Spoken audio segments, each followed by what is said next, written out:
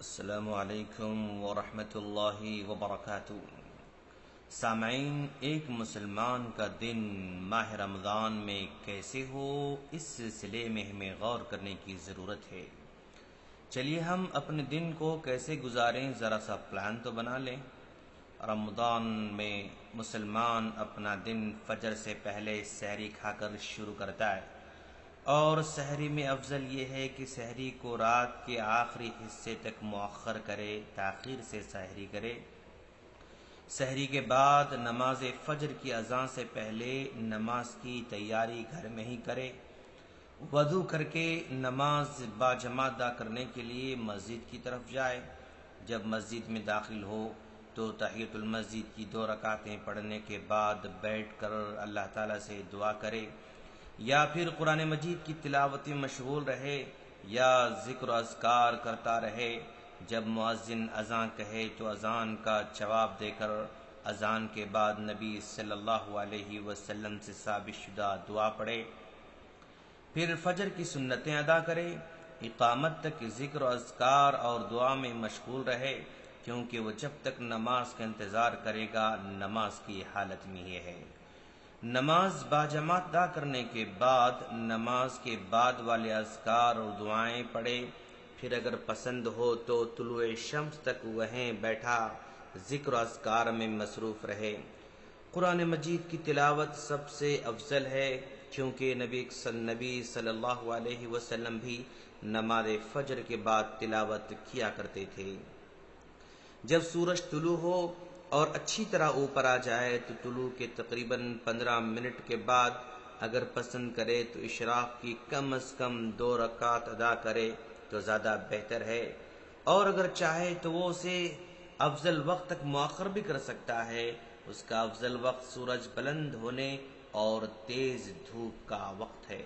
پھر اگر چاہے وہ کام کاج پر جانے کی تیاری کے لیے سو جائے، اور سونے میں اس کی نیت یہ ہونی چاہیے کہ وہ اس سے عبادت اور حصول رزق میں قوت حاصل کرے گا۔ انشاءاللہ اسے اجر و ثواب بھی حاصل ہوگا۔ اسے چاہیے کہ وہ سونے میں عملی اور قولی طور پر شرعی آداب کا لحاظ رکھے۔ پھر کام کے وقت پر اپنے کام اور ڈیوٹی پر جائے۔ جب ظہر کی نماز کا وقت ہو تو وقت سے پہلے ہی اذان سے پہلے یا اذان کے فوری بعد مسجد چلا جائے، تاکہ پہلے ہی نماز کی تیاری کر سکے۔ ظہر کی 4 رکعات سنتیں 2 کر کے ادا کرے، پھر اقامت قرآن مجید اور ذکر و اذکار میں مشغول رہے۔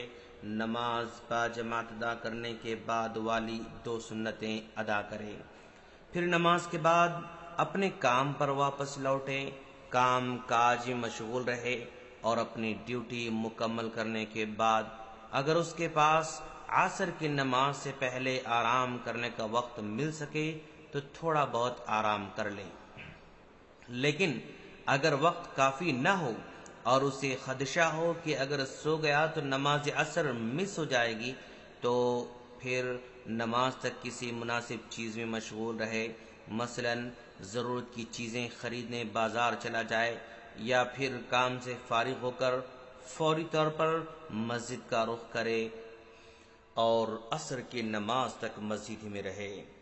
عصر کی نماز کے بعد اپنی حالت کو دیکھے، اگر اس میں ہمت ہے کہ مسجد میں بیٹھ کر تلاوت قرآن کرے تو یہ بہت ہی غنیمت والی چیز ہے، اور اگر انسان اپنے اندر ہمت محسوس نہ کرے تو اسے اس وقت ضرور آرام کرنا چاہیے، تاکہ رات کو نماز تراویح کی تیاری کر سکے۔ اذان مغرب سے پہلے افطاری کی تیاری کرے، اور اسے اس وقت میں ایسے کام کرنی چاہیے جن کا اسے فائدہ ہو، یا تو قرآن کی تلاوت میں مشغول رہے، یا دعا کرتا رہے، یا پھر اپنے اہل و عیال سے مفید بات چیت کرتا رہے۔ اس وقت میں سب سے بہتر اور اچھا کام یہ ہے کہ روزے داروں کی افطاری کے لیے کھانا لا کر یا پھر اسے تقسیم کر کے ان کا تعاون کرتا رہے۔ اس کام کی بہت ہی عظیم لذت ہے، جسے صرف وہی شخص پا سکتا ہے جس نے اس کا تجربہ کیا ہو۔ پھر افطاری کے بعد باجماعت نماز مغرب کی ادائیگی کے لیے مسجد کا رخ کرے، نماز ادا کرنے کے بعد 2 رکعت سنت مؤکدہ ادا کرنے کے بعد گھر واپس آئے اور جو کچھ میسر ہو کھائے پیے، لیکن زیادہ نہیں۔ پھر اسے اس بات کی خواہش ہونی چاہیے کہ وہ عشاء سے پہلے باقی ماندہ وقت میں اپنے اور اپنے گھر والوں کے لیے مفید بنانے کے لیے کوئی قرآنی قصہ یا پھر احکام کی کتاب پڑھ کر سنائیں، یا کوئی مباح اور اچھی قسم کی بات چیتیں مصروف رہے۔ اس کے بعد نماز عشاء ادا کریں۔ عشاء کی 2 رکعت سنت مؤکدہ ادا کرنے کے بعد امام کے پیچھے خشوع اور خضوع کے ساتھ نماز تراویح ادا کرنی چاہیے۔ نماز تراویح ادا کرنے کے بعد آپ اپنے لیے کوئی مناسب سا پروگرام تیار کریں جو آپ کی شخصیت اور حالات کے مناسب ہو، اور اس میں بہت ساری چیزوں کا خیال بھی ہونا چاہیے۔ ہر قسم کے حرام کام اور اس طرف لے جانے والے تمام کے تمام کاموں سے دور رکھنا ہوگا۔ اپنے اہل و عیال کے بارے میں بھی خیال رکھیں کہ کہیں وہ بھی کچھ حرام کام یا اس کے اسباب کا ارتکاب نہ کر رہے ہوں، اور اس میں بھی آپ کو حکمت اور دانش والا طریقہ اختیار کرنا ہوگا اور افضل کام میں مشغول رہیں۔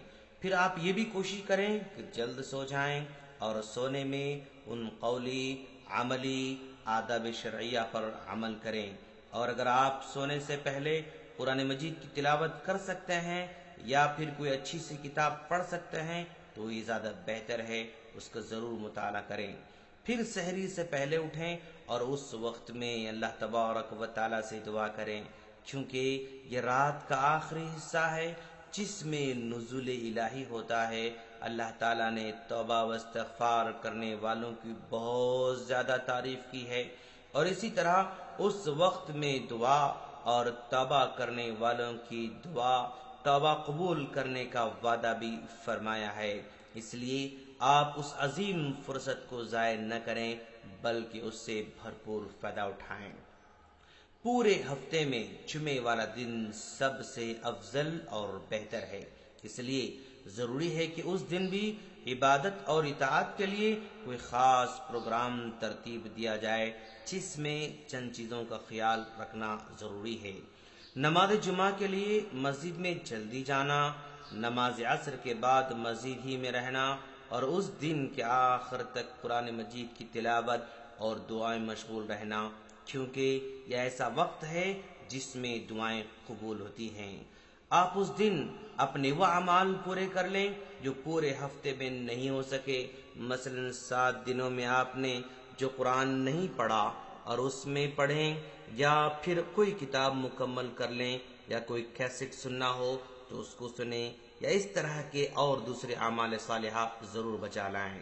رمضان کے آخری 10 دنوں میں لیلۃ القدر ہے جو 1000 مہینوں سے بھی افضل ہے، اس لیے انسان کو اس میں اعتکاف کرنا چاہیے تاکہ اس رات کو پا سکے، اور اعتکاف مسجد کے بغیر کہیں نہیں ہو سکتا ہے، جیسا کہ نبی صلی اللہ علیہ وسلم بھی کیا کرتے تھے۔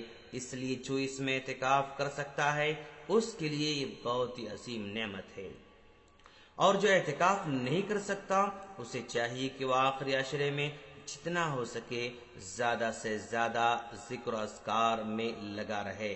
اسے چاہیے کہ وہ آخری عشرے کی راتوں میں عبادت اور اطاعت، قیام اللیل اور قرآن مجید کی تلاوت اور دعاؤں میں گزارے، اور اس کے لیے اسے دن میں آرام کر کے تیاری کرنی چاہیے تاکہ رات کو جاگ سکے اور اللہ تبارک و تعالی کی عبادت کر سکے۔ تو سامعین، یہ رہا ہمارا رمضان کا ایک دن کا پلان، یعنی ہمیں ہر دن ایسے ہی گزارنا چاہیے۔ ہم اللہ سے دعا کرتے ہیں کہ باری تعالیٰ تو ہم تمام کو اس پلان پر عمل کی توفیق عطا فرما۔ آمین۔ السلام علیکم ورحمۃ اللہ وبرکاتہ۔